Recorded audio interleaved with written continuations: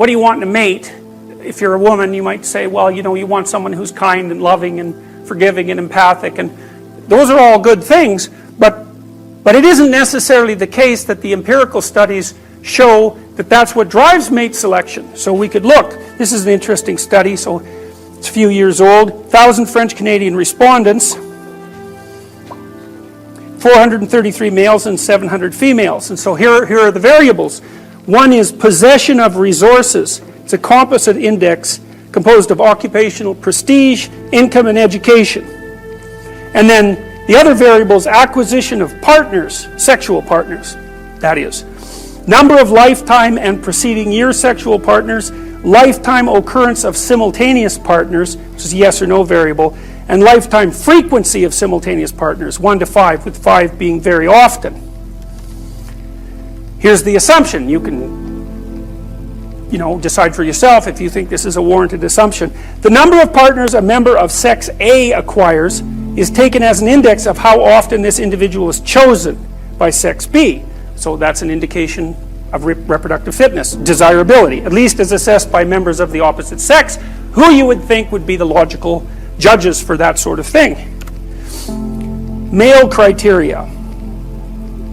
166 unattached women ages 25 to 50. Correlation between fertility rates and number of partners in previous year equals 0.94. Males choose fertility. Indicators: beauty, waist to hip ratio, youthful appearance, and neotenous facial features. Neotenous means there's a tendency among animals as they evolve to increasingly look more in their adult stages like their juvenile forms. So here's an example. If you look at the skull of a baby chimpanzee, it looks almost exactly like the skull of an adult human. So what's happened is as adults, we're more like baby chimpanzees than the adult chimpanzees are. We've maintained a lot of our juvenile characteristics: playfulness, the ability to continue to learn, plasticity, all those things. There's a preference in objective beauty analysis, say, of facial features, for men to prefer more neotenous female faces. So, and you can tell that if you look at pictures of models. They generally have relatively small noses, relatively big eyes, the sort of things that are associated with cute. And cute actually is a pretty identifiable category. Most of the things that people find cute have large eyes, and the rest of their facial features are relatively small. There's other things that are associated with cute that aren't necessarily associated with, sexual attractiveness, because cute things also have sort of random movements, like baby-like movements. And so the things that people, and relatively short arms, and just think of a teddy bear. So anyways, those are the male criteria. Female criteria, all respondents: correlation between socioeconomic status and frequency of simultaneous partners. For men it was 0.49. That's a big correlation. For women it was 0.04. That's zero, fundamentally. So the correlation between male socioeconomic status and frequency of simultaneous partners is 0.5. It's a huge effect. For women it's 0. Now that's a big difference. So, one of the things you might ask yourself too, I don't know if this is a reasonable thing to ask or not, but I've always thought that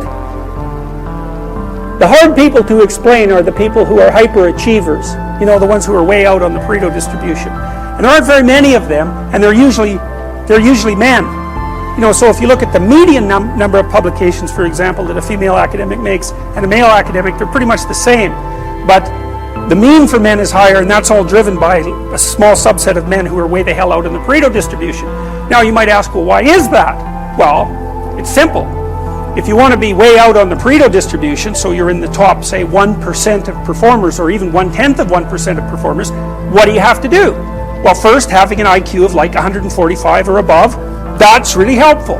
Then you should be insanely industrious. So maybe you'll work 90 hours a week or 100 hours a week at nothing but your stupid occupation. And maybe you'll do that for like 50 years. And so if you do that, well, you're going to be in that top 1 in 1,000 category. Well, the issue isn't why there are so few women in that category. The issue is, why are there any men at all in that category? right? Because it's an insane lifestyle in many ways. You know, it means that there isn't much left there for the rest of your life. You're hyper-concentrating on a single thing. Now, why would men do that? Well, here's a hypothesis. One of the things that drives the probability that a woman will find a man attractive enough to sleep with is his status. So then you can think, well, that's an extra motivational boost for men. Now, whether that's conscious motivational boost or not is not the point. The question is it a boost that might have been instantiated as an evolutionary element of general motivation? Well, men are more competitive, they're more disagreeable, and if they're more disagreeable and more competitive, they seem to do better, especially in high-status jobs, and then women are more likely to pick men like that for sexual partners, so it's, at some point it becomes difficult to avoid the conclusion, especially since we know that the men on the way out on the tail end of the Pareto distribution are disproportionately likely to sleep with many women. So Warren Beatty, I think, 15,000? That was his estimate. 15,000 women. And Kareem Abdul-Jabbar, the basketball player, he figured 10,000. So for every one guy who's got those numbers racked up, that's 10,000 guys who don't. So the male success distribution is extreme, and it's associated with outlier success in some important dimension of socioeconomic success, and then female reproductive opportunity is not. So, you know, is that relevant? Well, you know, it depends on how you think. It's hard for me to see that it can't be relevant. And the chimpanzee females will mate with any male, but the dominant males chase the subordinate males away. But human females are sexually selective, and it's not a trivial fact. So you have twice as many female ancestors as male ancestors. You think, well, how can that be? Well, imagine that on average, every single human female has had one child throughout the entire course of history, which is approximately correct, by the way. Then imagine that half of the men had 0 and the other half had 2. Okay, and that's roughly the case. So half of males, historically speaking, have been reproductive disasters. And the reason for that is because of female sexual selectivity. So it is actually the case that female humans are nature. It's not only that they're associated with nature symbolically. As far as reproduction is concerned, they are the force of nature that does the selection. And so they're nature in the most fundamental way. And there is a chaotic element of that, at least in relationship to men, and also in relationship to women, because a lot of the female-on-female competition is competition that's chaotic for the right to be sexually selective, right? Not only with regards to men, which drives a lot of politicking, but also in relationship to each other, because part of what human females do is jockey for position in the female dominance hierarchy for the top position, which is the woman who gets to be most sexually selective. And so that drives female-female competition, and it's a different dynamic. There's similarities between female-female competition and male-male competition, but there are also differences, and they're pronounced. So men, for example, men are more likely to compete for socioeconomic status, and that's partly because that drives female mate choice. So the correlation for men between socioeconomic status and sexual success is about 0.6, and for women it's 0. Yeah. 0. In fact, it's actually slightly negative. Yeah. So, and that's a huge difference between men and women. Women are less prone to mate up across and up status hierarchies in Scandinavia than they are in less egalitarian countries, but they're still prone to do it. So worldwide, for example, young women find men who are about 4 years older than them maximally attractive. And they tend to mate across and up status hierarchies. And so one of the consequences of that, for example, is that as women have entered the workforce, they've actually driven inequality, because rich women will only marry rich men as rich as them or richer, whereas rich men will marry women who are poorer than them, but women won't. And so what that means is it's another factor that's pooling wealth in the hands of fewer and fewer people.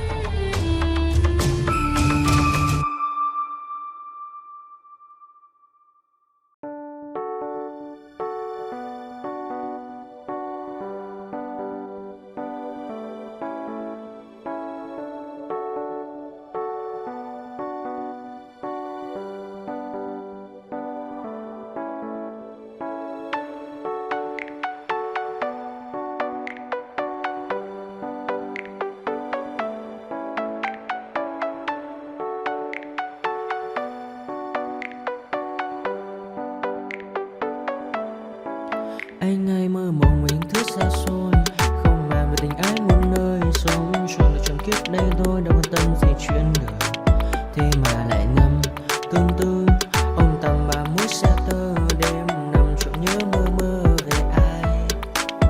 Thì ra anh yêu rồi, từ ánh mắt nụ cười, từ đôi môi gọi mưa sao xuyến lòng anh.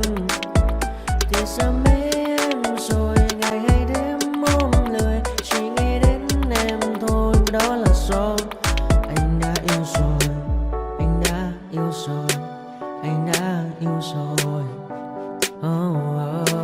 Anh đã yêu rồi, anh đã yêu rồi, anh đã yêu em mất rồi.